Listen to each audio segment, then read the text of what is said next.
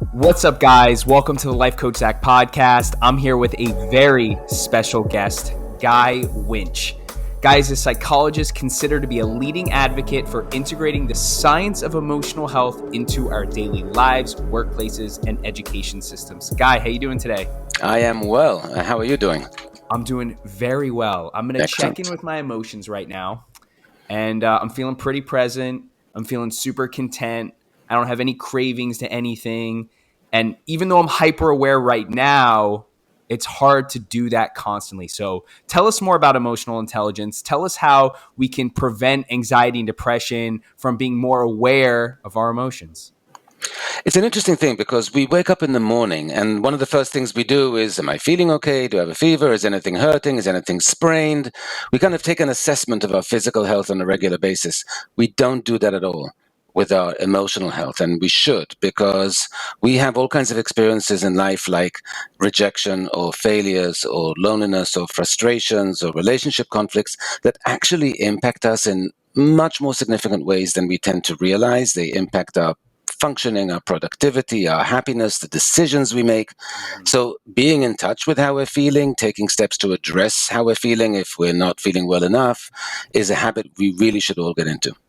Absolutely. Well said. And correct me if I'm wrong, but I would assume that these effects are not linear. They're cumulative, meaning if we feel negatively today, it's going to continue to build up and build up and build up. And eventually it's kind of just going to break. What are your thoughts on that? Sometimes yes and sometimes no. In other words, the thing, in much the same way, I mean, you're an athletic person, I'm an athletic person, you get injuries all the time. Some you can just kind of shrug off and they'll be fine. And some are like, oh, no, I got to actually make some changes to accommodate this or to treat it. The same way emotionally, you can get a rejection from a date that you had and you can be like, you can kind of get by, or you can get the same rejection from another kind of date and you'll feel devastated by it, and then you maybe need to take some action. So it doesn't necessarily accumulate, but it might. So it's all very individual depending on the context, on who you are and what's going on.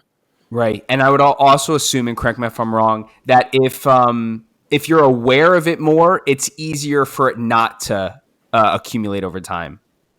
Well, imagine if you went to a doctor and they said, what's going on? And you said, I'm feeling a sharp pain. And they said, where? And you said, I don't know, somewhere. Can't quite tell where it is. The doctor would be like, I don't know how to help you. And you don't know how to help yourself either. And it's the same thing. In other words, we feel in a whole array of emotions all at once. It's never just one thing. You ask people how they feel. I mean, as a psychologist, one of the most annoying questions I ask is, so how are you feeling? How does that make you feel? And the response I get is usually these primary color, one thing, sad or happy or surprised or upset. But usually it can be sad and also a little resentful, but also a little bit relieved and maybe grateful about, like, it's much more complicated, but we're not used to getting in touch with those strands, those layers of emotional complexity we have. And were we to do that, we'd have a much better guide in terms of how to respond, what to do. Right. And those layers of emotional complexity, do you recommend people dealing with it layer by layer? Is it the type of thing that you start to scratch the surface and as time goes on and you continue to break down those walls or get deeper into the core of your feelings, or can we deal with all those emotions at once? Well, let's look at a specific situation. Why don't you throw at me a specific scenario and let's look at that, because that'll be, I think, Okay. more telling. Specific scenario. Let's say that someone is very jealous of their friend's success. Good one. So look, the interesting thing about that, we have a big tendency to do upward comparisons. We tend to look at, we get a promotion and we're thrilled for like a minute and a half. And then we look around and we go, oh, but my peer over there who I started with is actually even in a higher level than me. So now I'm less satisfied with where I am because I notice somebody is doing better. The keeping up with the Joneses. You buy a new car, you're thrilled. Your neighbor buys a bigger or a better car and you're less thrilled with your own. And so we really suffer from this idea of upward comparison. So certainly in social media that happens. Everyone seems to be having a charmed life and having a great time, but it's highly curated. We don't put the crap out there. We just put the lovely moments. The best comparisons you can make are to yourself, where you came from, Mm-hmm. how far you've come, because that will tell a complete story. Looking at somebody else and where they are tells you nothing about what they've had to overcome, where they started, what help they got along the way, and it tells you nothing about all the people that didn't get as far as you did. So if you really want to compare how you're doing, or compare where you are, or get a sense of should you be satisfied with where you are, compare to where you started, compare how much time has gone by, and think about whether that feels like good progress for you, and if not, set goals to move further. Wow. Wow. Well said. And I feel like that's something that a lot of us experience, right? Especially in today's world. We're all looking for the next promotion or the next great investment or the next accolade or the next credential. And we're only satisfied for a certain amount of time until we want the next accolade or the next step in our career. And it is a good metaphor to climbing the mountain, right? It's not that getting to the mountain and being at the top is what we're after. It's the journey along the way. And it's so hard for us to, in my opinion, as someone who meditates daily for 5 years, as someone that is very intentional about being mindful, and I'm very aware, and I can always be more aware.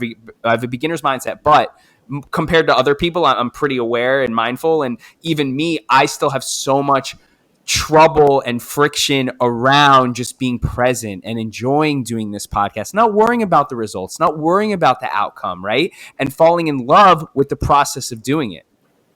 And that is indeed a difficult endeavor, but you have to set that as a goal. You literally have to remind yourself to enjoy the process. And when we pivot our satisfaction or our happiness onto externals that we don't control, then we are doing something very, very iffy because we don't control them. What you can control is the guests you choose for your podcast, how the interview goes in the minute, the thing. In the moment, what you cannot control is how many people will listen to it necessarily. And so you have to focus on the stuff that's focus in on the stuff that's in your control, because that will make you much happier than focusing on the stuff that actually isn't in your control. If you did Right. something, if you created something, do you like it before you're asking whether other people like it is a more important question. Mm-hmm. Absolutely. And focusing on things that are out of our control is a waste of time and energy. And It's 80%. Yeah, Yeah. it's a recipe for unhappiness, because you're literally putting your self-esteem, your happiness, your satisfaction, your pleasure in the hands of other people. That, why? Put it first in your own hands. Now, yes, it matters what other people think, but it should matter more what you think. Mm-hmm. Absolutely. Should matter more what you think. Now, I want to transition into the physiology of our body and what changes when we feel certain emotions. So, as I'm aware, there's a spectrum of frequencies that are correlated to, and when I say frequencies, I mean our brain waves, right, that are correlated to a certain type of emotion. So the high frequency emotions are love, appreciation, and gratitude. Lower frequency emotions being jealousy, anger, and depression. So tell us a little bit on just surface level on how emotions affect our health physically.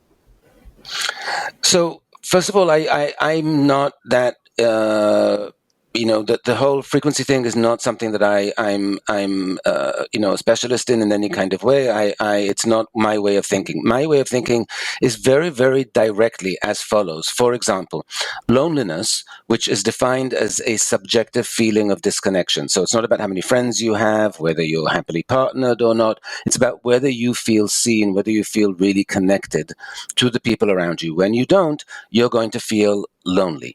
Loneliness suppresses the function of our immune system from the get-go.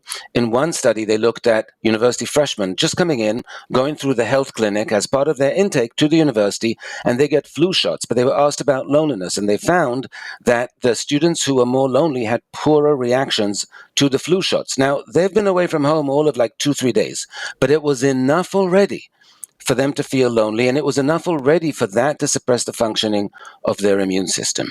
So that is a big impact. When we ruminate, when we have obsessive thoughts that are unhealthy in the sense that they just kind of repeat about something upsetting, you had an argument with a friend and you replay it in your head a gazillion times, you tell other friends about it, you go over and over and over again, what you're doing by obsessing about it in that way is you're activating your stress response physiologically over and over Right. and over and over. You're Right. doing damage.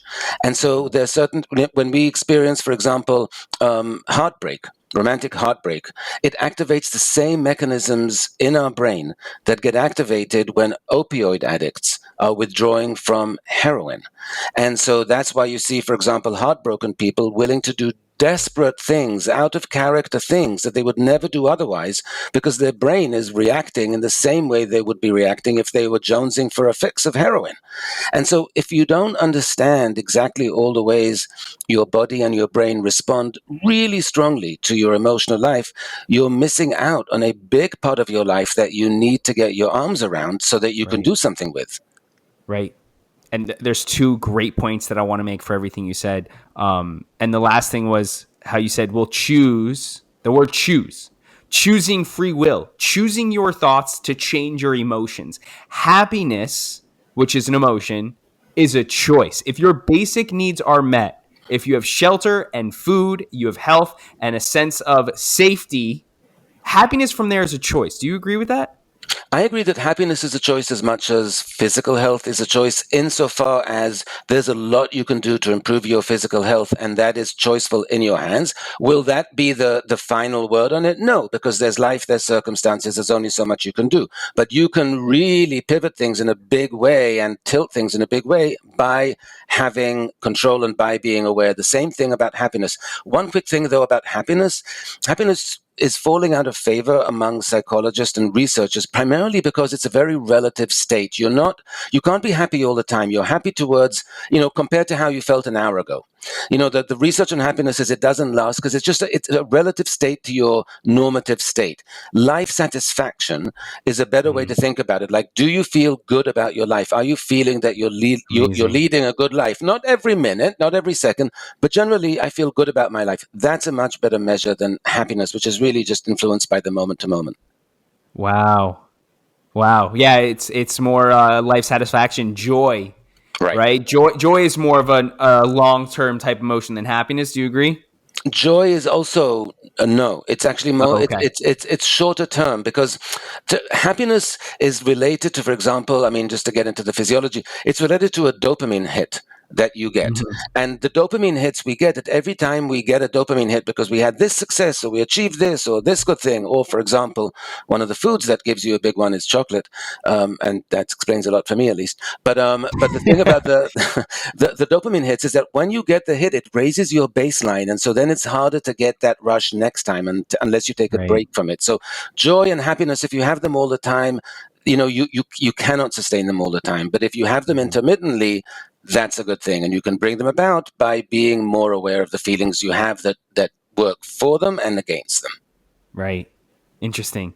Now, when it comes to having stronger emotional intelligence, what is something that the average person listening to this podcast right now, what is something very simple and easy they can do to cultivate more and stronger emotional intelligence? So, one thing that you can do that is a ridiculously powerful tonic in about for our well-being in terms of our physical well-being, emotional well-being, our relationship well-being is gratitude exercises. Specifically, every day spend 10 minutes journaling. Do it in writing. You have to do it in writing because that operates the brain on a different level. Write three things about which you're grateful that day. It can be, I'm grateful that I woke up and I'm feeling better than I did the day before. I'm grateful that it's a sunny day because that puts me in a much better mood. I'm grateful that it's a Friday because the weekend's coming up. I'm grateful for this friend. I'm grateful for whatever it is. Writing just really 10 minutes. So just a little bit about what you're grateful for and why you're grateful, just elaborating on that a little bit, does such a number on our emotional health in the positive. It focuses us on optimistic thoughts. It makes us sleep better. It makes us choose healthier foods. It lowers our stress level. It lowers depression. It lowers anxiety. It just does so many great things for us. And it's a simple thing to do. So spend 10 minutes a day, beginning of the day, end of the day, write down three things for which you're grateful and why. I love that. What's something you're grateful for today?